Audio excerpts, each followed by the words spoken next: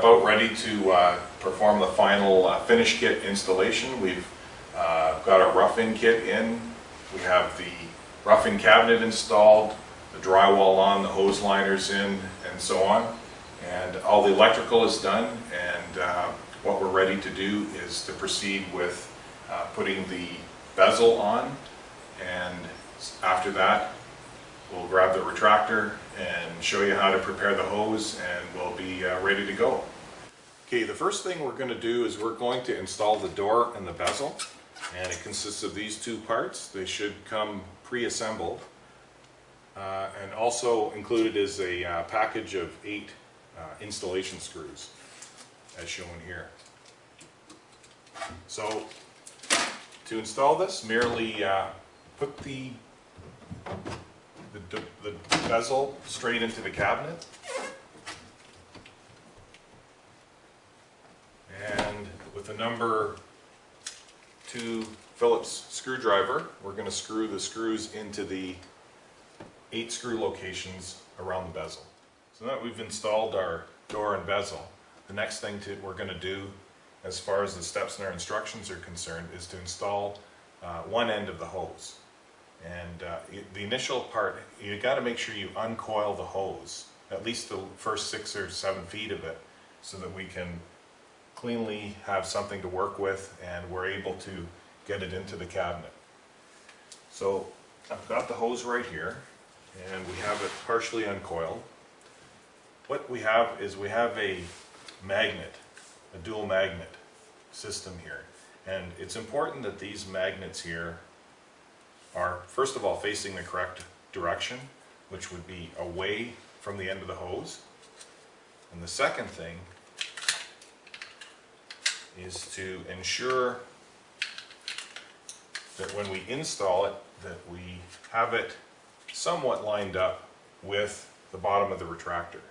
And I'll show you that element of it as we go further along here. Okay, so what we're going to do is we're going to connect the hose end into the PVC to hose adapter that we installed on our prior rough-in installation. And we're also going to make sure this tab is lined up and locked in place in the hose to PVC adapter. So let's do that.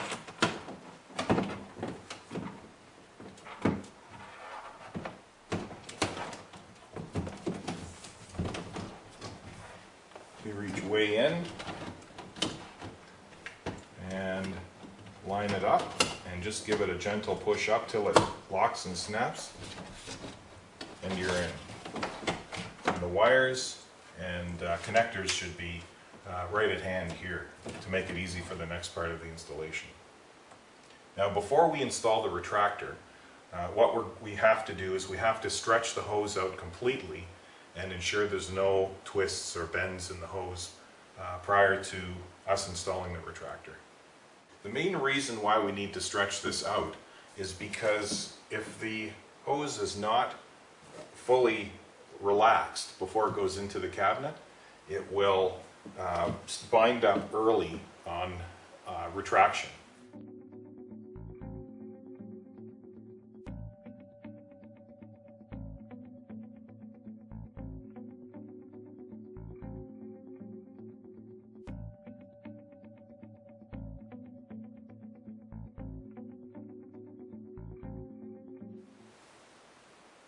So we've got the hose stretched out on the floor, we've got the bends and the twists out of it, it's in a relaxed state right now. The next thing we're going to do is we're going to install the retractor. Now the retractor has 2 little installation screws which must be installed once we're happy with the final connections and the final installation. And these screws will go in a tiny little hole there, and a hole on the other side, and they will help keep the bottom part of the retractor together and keep the hose together. So in order to take the assembly apart, there's 2 buttons, and I pulled this apart now just to show you where those buttons are. And those buttons are here and here. So the idea is you push both of those at the same time and rock and pivot the bottom end out. If you try and force it out any other way, these things here are subject to breaking. The important thing is to just pivot it in, and the same will be true when you actually go to put the hose back in and back into the retractor itself. So we're at the point now where we can actually install the hose into the retractor. And the way we do that, the way I do it, is I like to just kind of cradle the hose into the large wheel here and kind of make sure it flows freely and floats freely. And then we're going to roughly make sure that our magnets are kind of lined up with the sensor on the back of the unit. The sensor portion of it happens to be on the large piece. So again, we're going to cradle the hose in.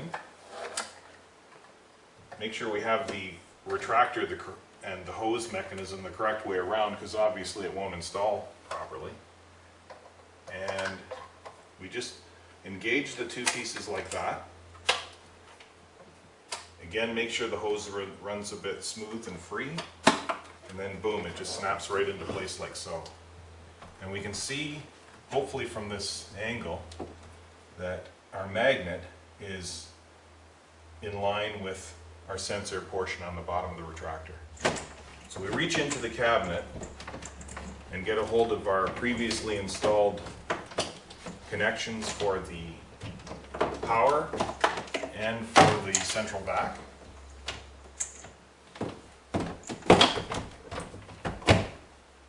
And I like to make these connections first, because then we can move them out of the way. They just plug straight into each other like so. There's no polarity to worry about, it's just a dry electrical connection, dry contact. And we will connect our power and connect our power head. Now there's the switch that we had in the cabinet when we originally installed the cabinet should be in the off position, and when we push this retractor into the cabinet, you'll notice that it trips and it flips into the on position. And basically, we can do a test run with the screws out just momentarily to make sure all our electrical connections are okay. And we do that by pressing the out button or the in button, preferably the in button first, since we're already fully extended. And as you can see, it's working.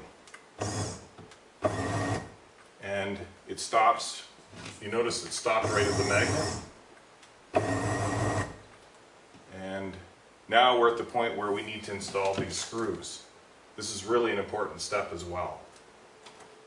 So I'm going to rewind a little bit of hose in just to give myself a little bit of excess play to make it easier to install the screws.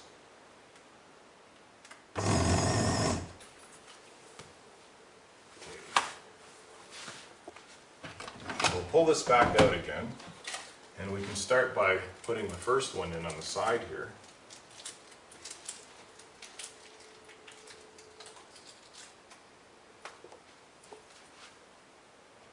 And it just merely installs this way. Again, as with the prior installation of the bezel, don't over tighten these screws. Just make sure they're snug enough that our button, thumb button, pulls out.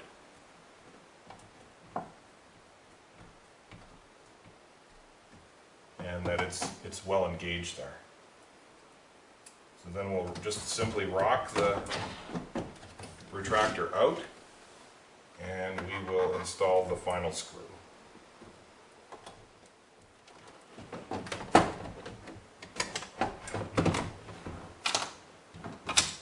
Now you notice when that slides in, there's a little button here that really basically engages or disengages the retractor mechanism. Make sure it's locked in there. To finish up the actual installation, we reach in and pull out the small dust cover. It's on a chain, and that just basically lays in place like so. Tilt up a little bit on the cover, and that's it. Okay, so we're drawing the hose back into the cabinet now and keeping our fingers crossed here. Okay, now what has just happened here is the mechanism has sensed that it's jamming up inside, and the reason it is because we haven't fully gotten all the twists and bends out of the hose, and we haven't gotten the hose to fully get to the relaxed state. That's an automatic thing. It's a safety feature, and so what we need to do is we need to draw the hose back out, and we may have to go through this process a couple of times, but once we get the hose properly installed and seated into the cabinet the first time, it will work fine from that point forward. So that's what we'll do right now, is we're going to draw the hose out, and we're going to do this again and go through the exercise of relaxing the hose. Okay, so we've still got a little bit of an issue here trying to get the balance of the hose in. We've probably got about 5 or 6 feet out of the cabinet, and the guaranteed way to finish getting the hose into the cabinet for the first time or first couple of times until the hose has a chance to break in is to turn the vacuum on, plug the end of the hose, remove your hand and turn the vacuum off. That'll allow the hose to compress and allow a little bit more room inside the cabinet, and then merely draw the hose all the way into the cabinet. And you're done. That's it.